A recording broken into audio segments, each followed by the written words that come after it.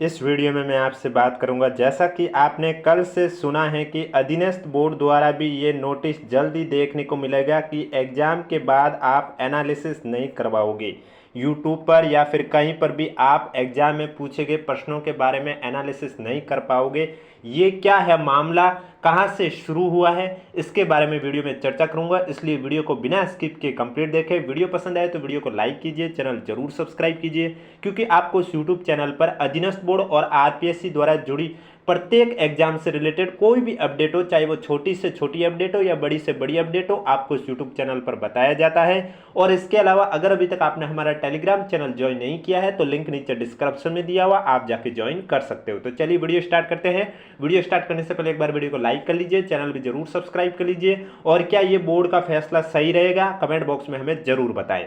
तो चलिए बात करते हैं क्या मामला है। तो आप देख सकते हैं कल किसी स्टूडेंट द्वारा ट्वीट के माध्यम से ये पूछा गया था कि अध्यक्ष साहब जी, क्या एसएससी जैसा फरमान अधीनस्थ बोर्ड भी जारी करेगी?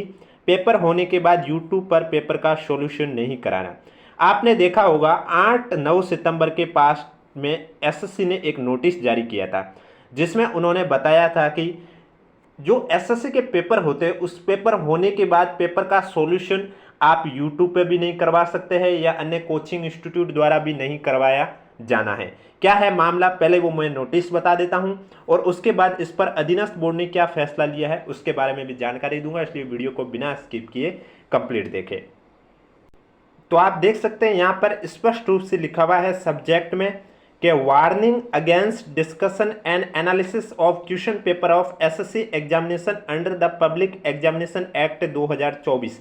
यानी कि पब्लिक एग्जामिनेशन एक्ट 2024 के अंतर्गत आप एसएससी का कोई भी पेपर ना तो उसका डिस्कस कर सकते हैं और न ही एनालिसिस कर सकते हैं। उसके वार्निंग को लेकर ये नोटिस जारी किया गया है, जिसमें इन्होंने स्पष्ट रूप से लिखा हुआ है, it has come to the notice of the commission that certain individual discuss analysis और circulate the content of question paper. यानी कि जो क्वेश्चन पेपर पूछे जा रहे हैं एग्जाम में, ना तो वो आप क्वेश्चन पेपर शेयर करोगे, न ही आप इंडिविजुअल डिस्कशन कर सकते हो, ये बताया गया है। और न ही आप कहीं पर भी सोशल मीडिया पर भी डाल सकते हैं।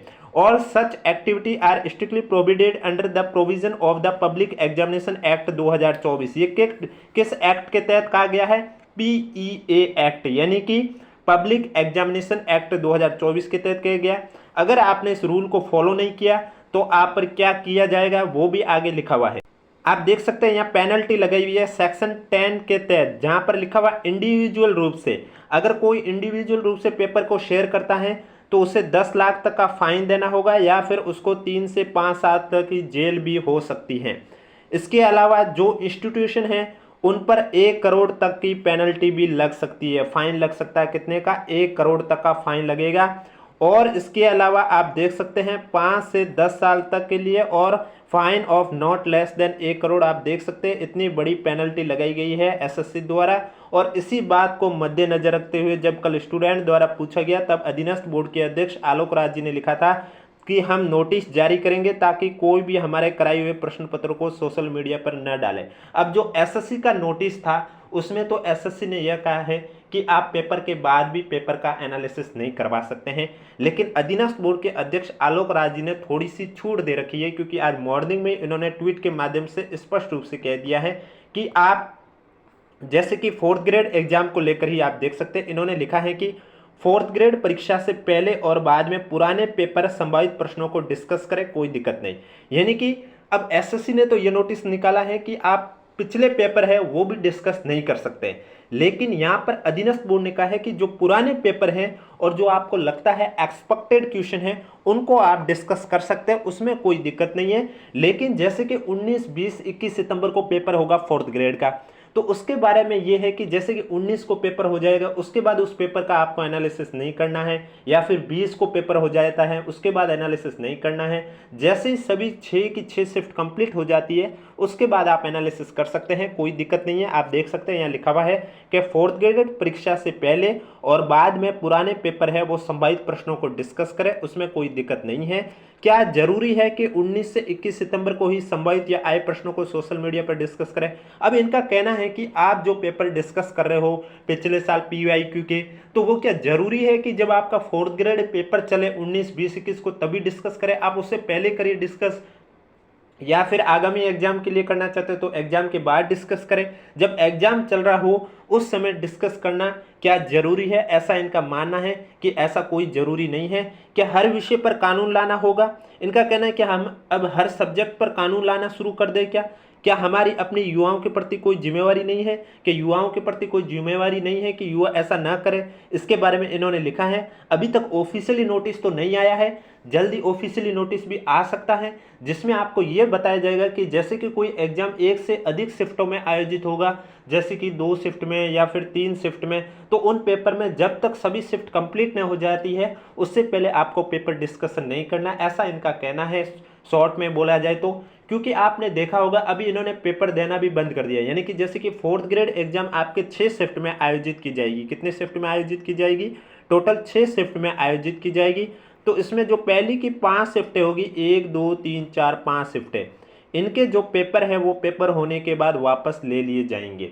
अब तो स्टूडेंट कहेंगे हमें पेपर मिलेगा कब, हम आंसर की कैसे चेक करेंगे? तो मैं उनको बता देता हूं, आप सभी के जो पेपर है वो जब 6ठी शिफ्ट कंप्लीट हो जाएगी, यानी कि 21 तारीख को या तो इवनिंग में या फिर 22 तारीख के अंदर, यानी कि एग्जाम के 24 घंटे बाद आपको बोर्ड की वेबसाइट पर सभी सेट देखने को मिल जाएंगे। अब आपको ये याद रखना है, जैसे कि जिनका भी एग्जाम पहली, दूसरी, तीसरी, चौथी या 5वीं शिफ्ट में होता है, तो उनको ये याद रखना होगा एग्जाम हॉल में कि आपके पास जो पेपर है उसका कोड वर्ड क्या है। क्योंकि जब आपके बोर्ड की वेबसाइट पर, जैसे कि किसी का एग्जाम 19 तारीख को मॉर्निंग शिफ्ट में हुआ था, तो बोर्ड की वेबसाइट पर एक पेपर के जितने भी सेट बनते हैं, 12 बने वो जितने भी, वो सभी अपलोड कर दिए जाएंगे। फिर उसमें से आपका कौन सा सेट है आपको वो तभी याद रहेगा जब आपको पता होना चाहिए कि एग्जाम हॉल में आपके पास कौन सा सेट था, इसलिए वो आप याद रख लेना। फिर आपका जो सेट था वो आप डाउनलोड कर लेना।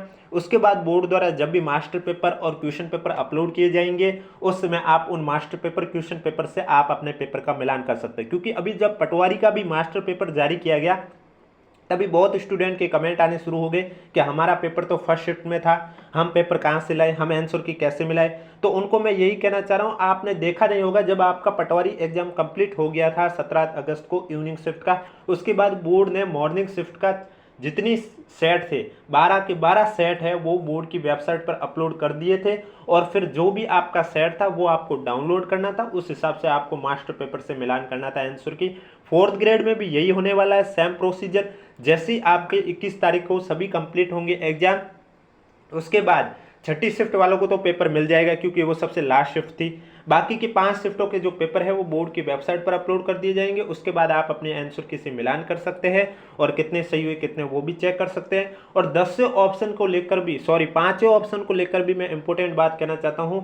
4th ग्रेड एग्जाम में 25 लाख तक की कैपेसिटी है स्टूडेंट की, तो हो सकता है बहुत स्टूडेंट ये गलती भी कर सके, इसलिए एग्जाम से पहले ये गलती ना करें। आप सुन लीजिए मैं क्या कहना चाहता हूँ कि पेपर में आपके 120 क्वेश्चन आएंगे और आपको एग्जाम में 5 ऑप्शन देखने को मिलेंगे।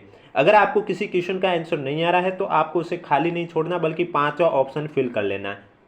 अगर आप खाली छोड़ोगे तो आपका क्वेश्चन नंबर का 1/3 भाग काट लिया जाएगा। और ऐसे अगर आपने क्वेश्चन नंबर के 10% से ज़्यादा क्वेश्चन को खाली छोड़े, यानी कि जैसे कि पेपर में 120 क्वेश्चन है, इसके 10% होते हैं 12 क्वेश्चन। अगर आपने पेपर में 12 से ज़्यादा ऐसे क्वेश्चन है जिसमें एक भी गोला नहीं भरा तो आपका रिजल्ट क्या हो जाएगा? रिजेक्ट हो जाएगा। इसलिए अगर आपको किसी क्वेश्चन का आंसर नहीं आ रहा है आप 5 ऑप्शन फिल कर लीजिए, जिससे ना तो आपके नेगेटिव के नंबर कटेंगे और न ही आपका क्वेश्चन खाली छोड़ने के नंबर कटेंगे, न ही आपका रिजल्ट रिजेक्ट होगा। और अगर आपने 10% से कम ऐसे क्वेश्चन खाली छोड़े तब आपका पर क्वेश्चन 1/3 के हिसाब से नंबर कटेगा, वो तो अलग ही कटेगा। और गलत होगा उसके भी नेगेटिव अलग ही है। यानी कि कुछ पेपर होते हैं जैसे कि सीईटी जिनमें नेगेटिव नहीं होती है, तो भी उनमें अगर आप खाली छोड़ दोगे तो आपका नंबर कटेगा। अब पेपर का लेवल कैसा रहेगा तो मैं आपको बता देता हूं, आप नोट खुद ही कर लीजिए। 4th ग्रेड एग्जाम का जो पेपर लेवल है वो इतना भी सिंपल रहे ये कोई ज़रूरी नहीं है, क्योंकि आप देख लीजिए एसएससी में भी आप देख सकते हैं, रेलवे में भी देख सकते हैं। जैसे रेलवे की बात करें, ग्रुप डी का पेपर आप देख लीजिए, इतना भी सिंपल नहीं होता है जितना नाम सुनकर आप सोच रहे होंगे।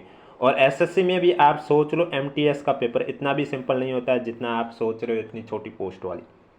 उसी तरह आप दूसरी सोच ही क्यों रहे, राजस्थान की भी देख लो, सीईटी देख लो, आप उठा के देख लीजिए। अब तक राजस्थान में 2 बार सीईटी एग्जाम हो चुके हैं, दोनों एग्जाम में आप सभी शिफ्टों में देख लीजिए। एक सीईटी ग्रेजुएशन का पेपर देख लीजिए और एक CET 12th का पेपर देख लीजिए, आपको CET 12th का पेपर ग्रेजुएशन की तुलना में टफ लगेगा। इसलिए मैं कह रहा हूँ 4th ग्रेड एग्जाम को ये मत सोचना कि इतना भी इजी पेपर आएगा। बाकी पेपर आने के बाद पेपर सब कंप्लीट होंगे, उसके बाद डिस्कशन भी करेंगे। इसलिए अगर अभी तक आपने हमारे यूट्यूब चैनल सब्सक्राइब नहीं किया तो चैनल जरूर सब्सक्राइब करें, नोटिफिकेशन भी ऑन रखें। और बोर्ड का ये निर्णय आपको कैसा लग रहा है कमेंट बॉक्स में हमें ज़रूर बताएं। और इसके अलावा अगर अभी तक आपने हमारा टेलीग्राम चैनल ज्वाइन नहीं किया है तो लिंक नीचे डिस्क्रिप्शन में दिया हुआ, आप जाके ज्वाइन कर सकते हो।